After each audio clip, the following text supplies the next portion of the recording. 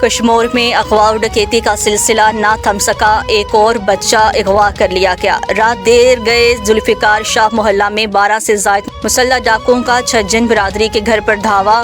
ڈاکو 8 سالہ احمد چھجن کو اغوا کر کے فرار ہو گئے اور اہل خانہ پر تشدد بھی کیا گیا۔ ڈاکوؤں سے مزاحمت کرنے پر ریاض چھجن سمیت 3 افراد زخمی، سول اسپتال منتقل کر دیے گئے۔ پولیس کی بھاری نفری موقع پر پہنچ گئی۔ یاد رہے کہ 7 روز کے دوران یہ دوسرے بچے کو اہل خانہ پر تشدد کر کے اغوا کیا گیا ہے۔ نائج گاؤں سے اغوا کیا گیا 12 سالہ صحبت نائج بھی تاحال ڈاکوؤں کی قید میں ہے۔